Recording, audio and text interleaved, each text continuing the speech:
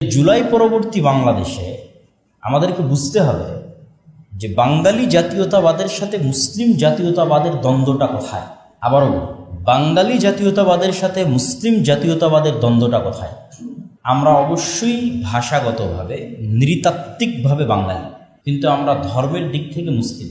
এবং এই অঞ্চল, যে অঞ্চলটা 1905-এ বঙ্গভঙ্গ হয়েছিল, যেহেতু আমরা যদি একটু শর্টকাটে বলি যে এখানে স্বাধীন সুলতানি শাসন আমলে মুসলমানেরা স্বাধীন ছিল। স্বাধীন সুলতানি শাসন আমলের নিদর্শন কি? রাজশাহীতেই বেশি আছে, কেন রাজশাহী যেহেতু স্বাধীন সুলতানি শাসন আমলের রাজধানীর এরিয়ার মধ্যে পড়ে, তো রাজধানী কেন্দ্রিকৃত উন্নয়নগুলো বেশি হয়। এখন যেমন ঢাকা কেন্দ্রিক উন্নয়ন বেশি। তাহলে স্বাধীন সুলতানি শাসন আমল ইখতিয়ারউদ্দিন মহীউদ্দিন বখতিয়ার খিলজি যখন এই বাংলা জয় করে, তখন তার রাজধানীটা ছিল মালদা এবং চাঁপাইনবাবগঞ্জ সীমান্তবর্তী গৌড়। তাহলে ওই গৌড় অঞ্চল এবং তার আশেপাশে উন্নয়ন বেশি হবে। এই জন্য বাঘাদেব মসজিদ, কুসুম্বাতে মসজিদ, চাঁপাইনবাবগঞ্জের সোনা মসজিদ, এগুলো হচ্ছে তখনকার উন্নয়নের নিদর্শন। এই স্বাধীন সুলতানি শাসন আমলের পরে মুঘলদের শাসন, মুঘলরা এই প্রথম রাজধানী চেঞ্জ করে কোথায় নিয়ে গেল? ঢাকাতে। তার ওই যে আহসান মঞ্জিল, লালবাগের কেল্লা, এগুলো হচ্ছে তাদের শাসন আমলের নিদর্শন, রাজধানীতে তাদের উন্নয়নের নিদর্শন। তারপরে যখন নবাব সিরাজউদ্দৌলারা আসলো, তারা রাজধানী নিয়ে গেল মুর্শিদাবাদে। মুর্শিদাবাদে তাদের পতন হলো। এই মোটামুটি ৩-৪ বার রাজধানী চেঞ্জ হয়েছে। আর সবচেয়ে পুরাতন রাজধানী আমাদের এখানে। তারপরে রাজধানী সোনারগাঁ, যারা হচ্ছে বারোভূঁইয়া। তারপরে রাজধানী মোগলদের হচ্ছে ঢাকা। তারপরে রাজধানী হচ্ছে নবাবদের মুর্শিদাবাদ। মানে এই বাংলার ইতিহাসটা যেটা আমি বলি। তারপরে ব্রিটিশরা আসার কারণে সবচেয়ে ক্ষতিগ্রস্ত হলো মুসলমানেরা, কেননা তারা ছিল শাসক। তারা চিরস্থায়ী বন্দোবস্তের মাধ্যমে সব জমি জায়গা হিন্দুদের দিয়ে দিল, জমিদারি। তখন মুসলমানদের হিন্দুদের বিরুদ্ধেও লড়াই করতে হতো, ব্রিটিশদের বিরুদ্ধে লড়াই করতে হতো। তিতুমিরের বিদ্রোহ শুধু ব্রিটিশদের বিরুদ্ধে ছিল না, হিন্দুদের বিরুদ্ধে ছিল, হিন্দু জমিদারদের বিরুদ্ধে ছিল। এই যে আমার রাজধানী কেন্দ্রিক আমরা মুসলমানেরা যে উন্নয়ন ভোগ করতাম, ব্রিটিশরা আসার পর তারা রাজধানী নিয়ে চলে গেল কলকাতায়। পুরো ভারতের রাজধানী হয়ে গেল কলকাতা, দিল্লি না। মুসলমানদের আমলে পুরো ভারতের রাজধানী ছিল দিল্লি, আর ব্রিটিশদের আমলে পুরো ভারতের রাজধানী ছিল কলকাতায়। তাহলে আমার ঢাকাও মাইনাস, আমরা এই পুরো বাংলা মাইনাস। তখন এই অঞ্চলের মুসলমানেরা কি হলো? সুবিধা বঞ্চিত হয়ে গেল, শিক্ষা দীক্ষা সভ্যতা সব কিছু থেকে মাইনাস। তখন তাদের শিক্ষা দীক্ষা ঢাকা কেন্দ্রিক আর একবার উন্নয়নের জন্য 1905-এর বঙ্গভঙ্গের দাবি মুসলমানদের পক্ষ থেকে। যে স্যার সলিমুল্লাহর কথা আমরা শুনি, যার দানে, যার সহযোগিতায় ঢাকা বা বিশ্ববিদ্যালয়গুলো, ঢাকা মেডিকেল কলেজ, বুয়েট, এগুলো প্রতিষ্ঠিত হয়েছে। পরে জমিদারদের যেহেতু সমস্যা, হিন্দুদের যেহেতু সমস্যা, যদি ঢাকা কেন্দ্রিক উন্নয়ন হয়, তারা এটা মানতে চাইল না। 1911-তে এটা রদ হয়ে গেল। তো মুসলমানেরা খুব মনক্ষুণ্ণ হলো, এই অঞ্চলের মুসলমান।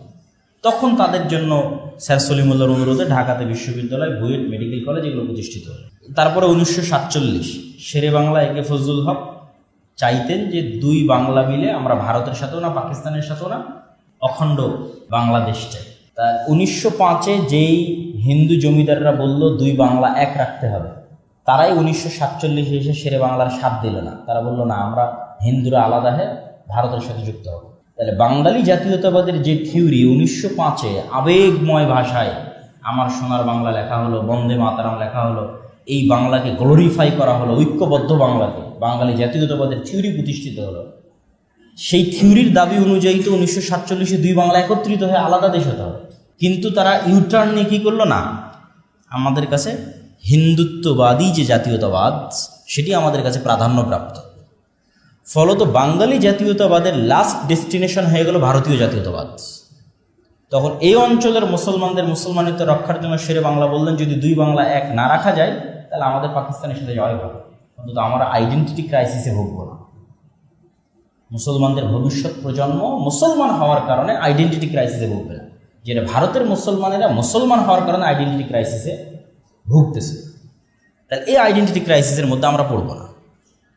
তারপরে 1947-এর পর 1971-এর পূর্ব মুহূর্তে 1960-এর দিকে নতুন করে আবার বাঙালি জাতীয়তাবাদ এই দেশে আমদানি করা, কলকাতা কেন্দ্রিক বাঙালি জাতীয়তাবাদ, যেটার লাস্ট ডেস্টিনেশন হচ্ছে ভারতীয় জাতীয়তাবাদ। এবং মুসলমানদেরকে হীনম্মন্য ভাবানো হয় যে তুমি যদি কলকাতা কেন্দ্রিক হাজার বছরের বাঙালি সংস্কৃতির অনুষঙ্গ না হও, তাহলে তুমি এলিট ক্লাসের অংশ হতে পারবে না।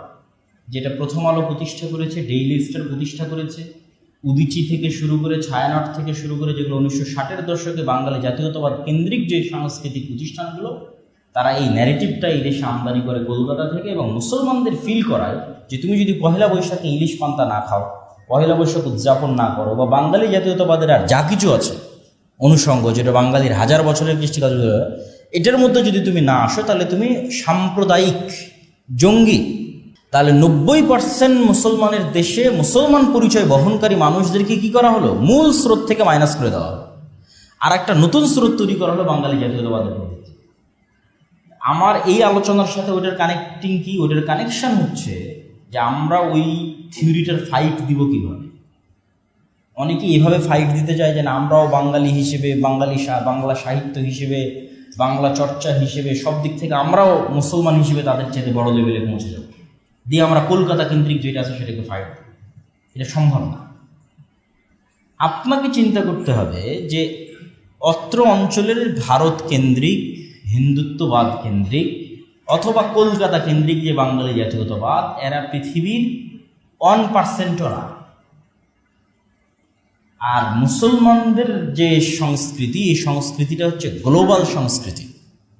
সাংস্কৃতিকভাবে আমরা যদি কিছু ছোট ছোট পয়েন্ট ধরি সাংস্কৃতিক, যেমন একটা পয়েন্ট কি ধরেন গরুর গোস্ত খাওয়া, তাহলে যদি আপনি বাঙালি জাতীয়তাবাদের থিওরিতে আপনি যান, তাহলে আপনি যদি গরুর গোস্ত খান তাহলে আপনি সাম্প্রদায়িক।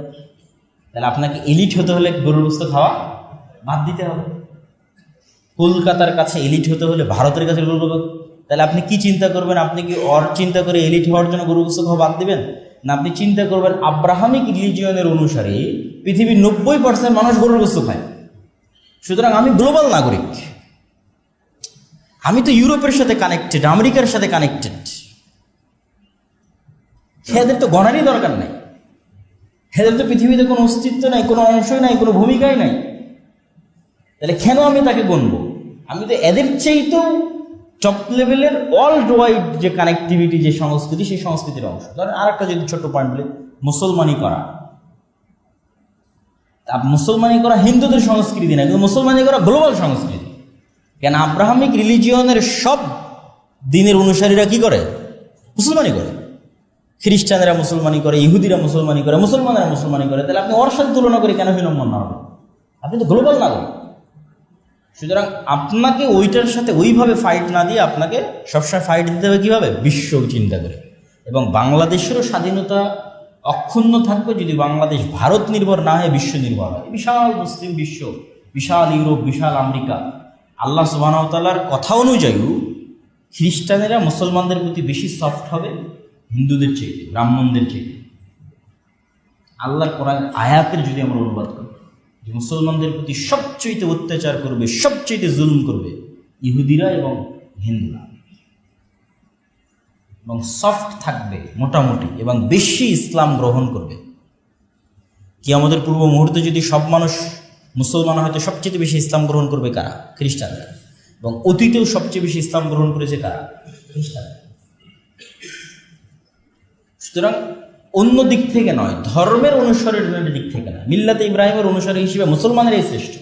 কিন্তু এই বাঙালি জাতীয়তাবাদকে ফাইট দেওয়ার জন্য আব্রাহামিক রিলিজিয়নের আর অন্য ধর্মের অনুসারীরা যারা পৃথিবীতে বসবাস করতেছে তাদের সাথে আপনি আপনার সংস্কৃতিটা মিলানোর চেষ্টা করেন, যে আমি তো সাংস্কৃতিকভাবে তাদের সাথে কানেক্টেড, এদের সাথে আমার গণারই দরকার নেই যে হিন্দু, এই কলকাতার হিন্দু দাদাবাবুদের কাছে আমাকে শ্রেষ্ঠ হতে হবে, আমাকে তার কাছে এলিট ক্লাসের হতে হবে। এই ন্যারেটিভটা যদি আমরা একটু জাতীয়ভাবে তৈরি করতে পারি, তাহলে প্রথম আলো বা ডেইলি স্টার যে ন্যারেটিভ আমাদের খাওয়ানোর চেষ্টা করে, বা এলিট ক্লাস থেকে মুসলমানদেরকে মাইনাস করে এবং সেকুলার না হলে, বাঙালি জাতীয়তাবাদে বিশ্বাসী না হলে মুসলমানদের এলিট ক্লাসে জায়গা নেয়, যে ডিমোরালাইজ করা হয়, সেই জায়গা